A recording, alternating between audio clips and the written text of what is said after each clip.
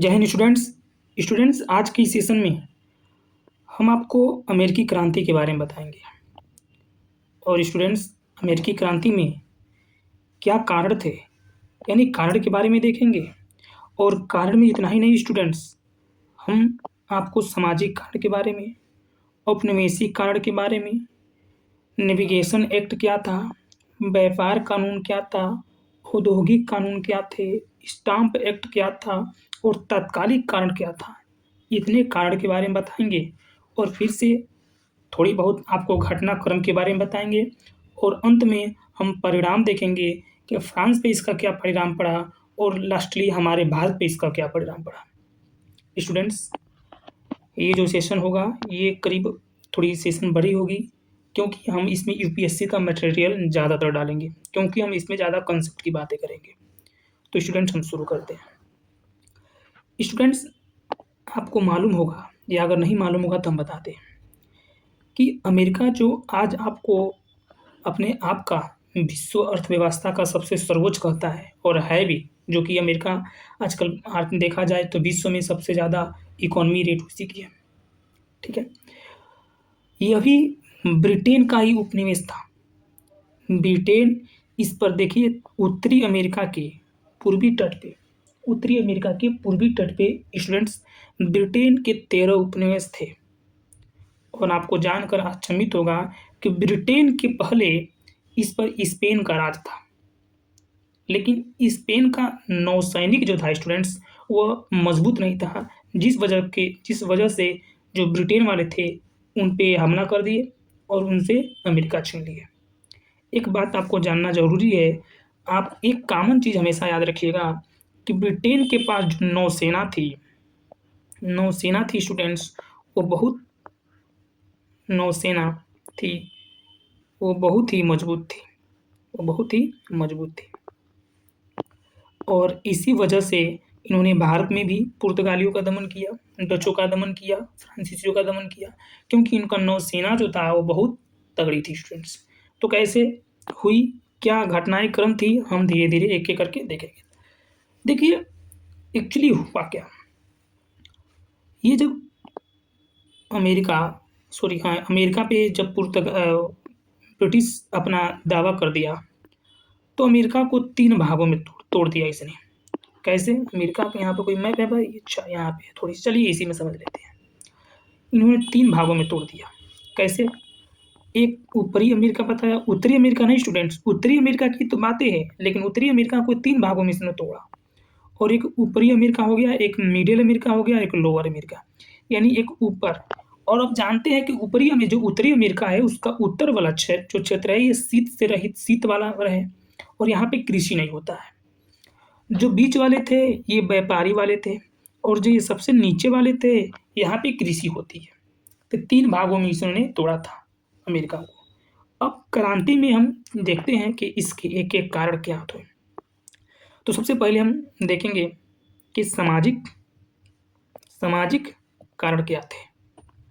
देखिएगा students, America जो था यह तुलनात्मक रूप से ज़्यादा स्वतंत्र कह सकते हैं और स्वच्छ था, ज़्यादा स्वतंत्र और स्वच्छ था। इसमें एक रीज़न ये है स्टूडेंट्स कि अमेरिका के लोग जो थे वो समतावादी समाज था। अमेरिका समतावादी समाज था। और होता क्या था कि अमेरिका में जो किसान थे वह उनके पास ज़मीन के टुकड़े ज़्यादा थे, और जो ब्रिटेन में किसान थे उनके पास ज़मीन के टुकड़े कम थे। इसलिए ब्रिटेन और अमेरिका के बीच ये प्रतिस्पर्धा होने लगा। और आगे देखिएगा, लेकिन अमेरिका के जो लोग थे वो स्टूडेंट्स एक अमेरिका में परिषद बनाए थे, और परिषद में वो अपने चुने हुए कुछ नेताओं को, नेता कर सकते हैं या मतलब लोगों को चुन कर यहाँ पे बैठाते थे, जो लोग इनके लिए नीतियाँ बनाते थे। सेम आप प्रधानमंत्री की बात समझिएगा कि लोग जैसे प्रधानमंत्री को चुनते हैं, क्योंकि प्रधानमंत्री उनके लिए अच्छी अच्छी नीतियाँ बनाए, इसलिए अमेरिका के लोग भी ना वैसे ही किसी मतलब व्यक्ति को चुनते थे, और उसमें काफ़ी लोग हुआ करते थे। लेकिन जो ब्रिटेन था, ब्रिटेन के 13 उपनिवेश थे अमेरिका में, तो ब्रिटेन ने क्या किया कि इन उपनिवेशों को मतलब ध्यान रखने के लिए अपना एक गवर्नर जनरल उसमें नियुक्ति करने लगा कि उपनिवेशों को वो ध्यान रखेगा।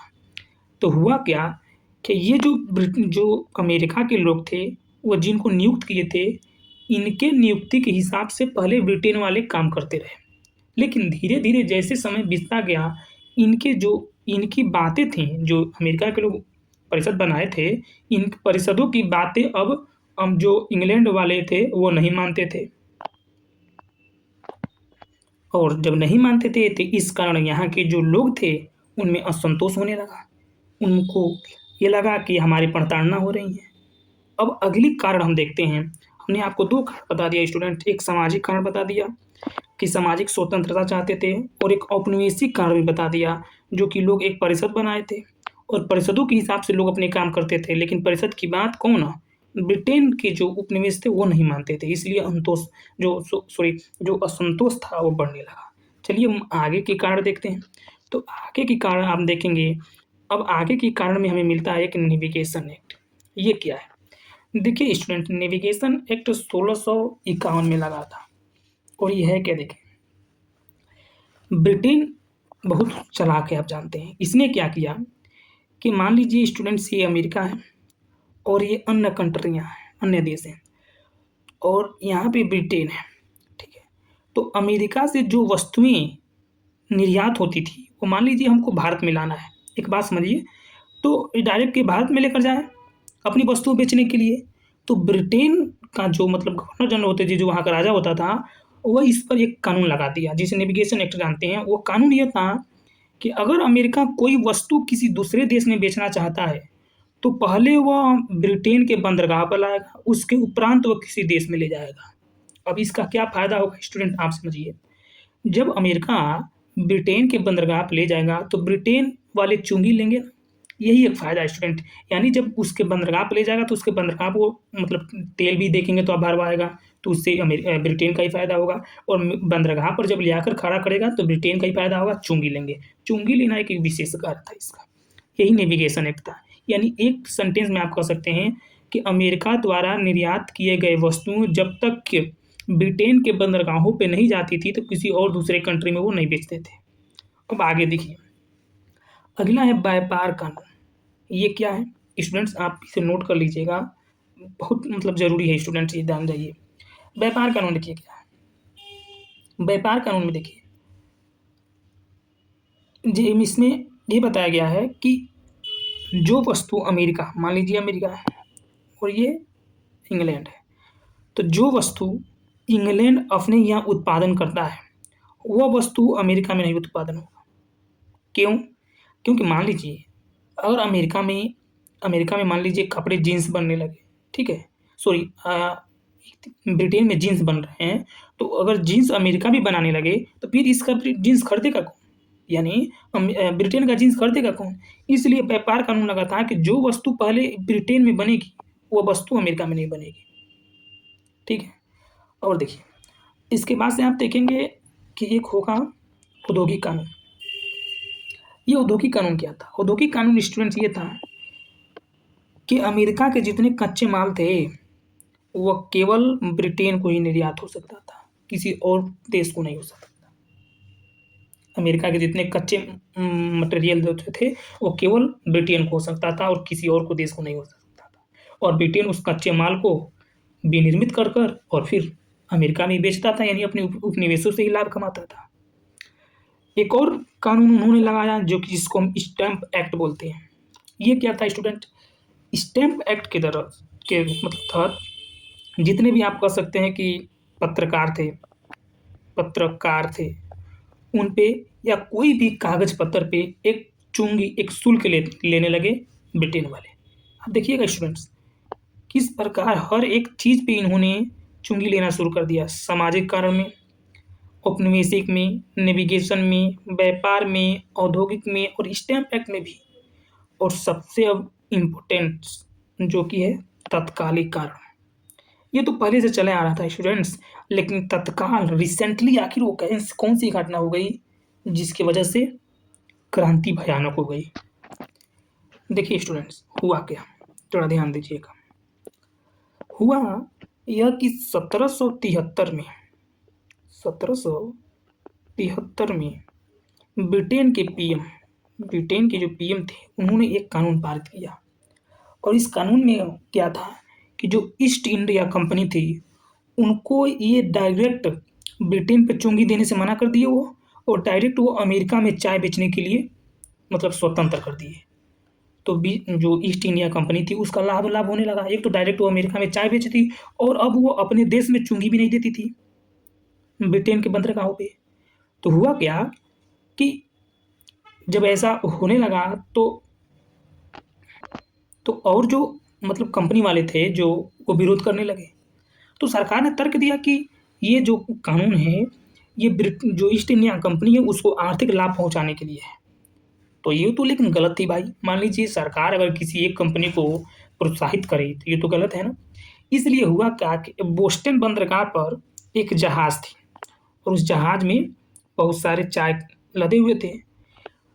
तो वहीं पर जो मतलब जहाज का कैप्टन था, उसने आदेश दिया और जितने मतलब जहाज पे लदे हुए थे चाय, उसने सब फेंकवा दिया समुद्र में, जिससे बोस्टन टी पार्टी के नाम से भी जाना जाता है। जिसे बोस्टन टी पार्टी के नाम से जाना जाता है। यहाँ पे हम लिख देते हैं स्टूडेंट्स, एक सेकेंड। जिसे बोस्टन बोस्टन टी पार्टी के नाम से भी जाना जाता है। टी पार्टी के नाम से भी जाना जाता है।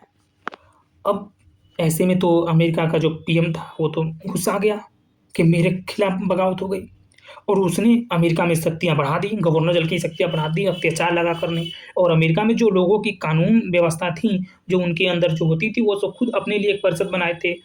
उस परिषद का देख रेख कानून जितना भी था वो ब्रिटेन में बुला लिया और वहाँ पे लगा काम करने, अमेरिका में अत्याचार करने। ये सब देख कर वहाँ पे लोगों के अंदर स्वतंत्रता की आग भड़क उठी और वहाँ पे स्वतंत्रता होने लगी। अब हम देखेंगे कि कुछ घटनाक्रम कैसे हुए, थोड़ी सी देख लीजिए। हालांकि घटनाक्रम कोई इंपॉर्टेंट नहीं है, लेकिन थोड़ी सी ध्यान दीजिए इस पे। अब क्रांति तो भड़क उठी, तो हुआ क्या स्टूडेंट्स कि 1774 में फिलाडेल्फिया नामक स्थान पे फिलाडेल्फिया फिलाडेल्फिया नामक स्थान पे एक कांग्रेस आयोजित हुआ और इसमें कांग्रेस ने अपने उपनिवेश को खत्म करने की बात कही। लेकिन ब्रिटिश सरकार मानी नहीं इस बात को और संघर्ष जारी रखी। लेकिन संघर्ष कितना भी करे, लेकिन अंत में जाकर ब्रिटिश सरकार को मानना पड़ा और एक संधि हुई, जिस संधि से अमेरिका उपनिवेश समाप्त हुआ, यानी अमेरिका देखा जाए तो स्वतंत्र हो गया। और उस संधि का नाम है स्टूडेंट्स पेरिस की संधि। अब पेरिस की संधि क्या है स्टूडेंट्स, ये बहुत इंपॉर्टेंट है और इसकी बहुत मतलब चर्चा भी है। तो अगर वो भी देखा जाए स्टूडेंट्स तो ये काफ़ी जो सेशन है हमारी काफ़ी बड़ा हो जाएगा। तो पेरिस की संधि हुई, बस अभी इसकी महत्व क्या है हम किसी अगले सेशन में देखेंगे। हम जो लाइन पकड़े हैं उस लाइन पे पहले चलते हैं, ठीक है। तो हमने दो चीज़ आपको बताई, पहले आप वो ध्यान दीजिएगा। क्या क्या हमने बताई आपको? हमने आपको बताया कि अमेरिका क्रांति क्यों हुई, उसका क्या क्या कारण थे। हमने आपको 5-6 ठो कारण गिनवा दिए स्टूडेंट्स, ठीक है। उसके उपरांत हमने आपको थोड़ी बहुत घटनाक्रम दिखा दिया। अब सबसे इम्पोर्टेंट जो चीज़ है हम वो देख लेते हैं कि इसके परिणाम, क्योंकि स्टूडेंट हर चीज़ का परिणाम क्या होता है ये देखना ज़रूरी होता है। मार झगड़ा तो होता ही है, लेकिन परिणाम क्या होता है वो देखेंगे। तो परिणाम तो आप सिंपल से ही कहेंगे कि जो बड़ा है वो पैसा देकर जीत जाएगा। खैर, यहाँ की परिणाम कुछ अलग है, ध्यान दीजिए। इस क्रांति से ना फ्रांस का जो प्रभाव था वो सकारात्मक था। क्या था स्टूडेंट्स? हमने आपको शुरुआत में बताया कि अमेरिका स्वतंत्रता का ही आदी था। वो शुरू से ही स्वतंत्रता चाहता था, वहाँ के लोग स्वतंत्रता चाहते थे, ठीक है। तो स्वतंत्रता, समानता, इसका जो विचार था स्टूडेंट्स वो फ्रांस में घर कर गया। फ्रांस के लोग भी देखे, सोचे कि हम भी ऐसा क्रांति अगर करेंगे तो हमको भी आज़ादी मिलेगी, ठीक है। तो फ्रांस के लोगों ने इसका फ़ायदा उठाया और वहाँ पे क्रांति कर दिया। लेकिन स्टूडेंट्स इसका जो प्रभाव भारत पे पड़ा ना, ये नकारात्मक पड़ा स्टूडेंट्स। भारत पे इसका प्रभाव नकारात्मक हुआ। क्या हुआ देखिएगा, जब ब्रिटिश सरकार देखी कि हमारा एक उपनिवेश अमेरिका खत्म हो गया, तो उसका दूसरा उपनिवेश हम बने भारत, और भारत पे उसने अपना शिकंजा कसना शुरू कर दिया। तो अमेरिका उपनिवेश के बाद भारत पे शिकंजा ब्रिटिश का ज़्यादा हो गया, और काफ़ी रूप में उसने हमको शोषण किया, आप तो जानते हैं, ये हम अगले सेशन में भी देखेंगे। तो उम्मीद है कि आप ये समझे होंगे कि क्रांति हुई क्यों, कारण और घटना। खैर, मिलते हैं किसी अगले वीडियो में। धन्यवाद।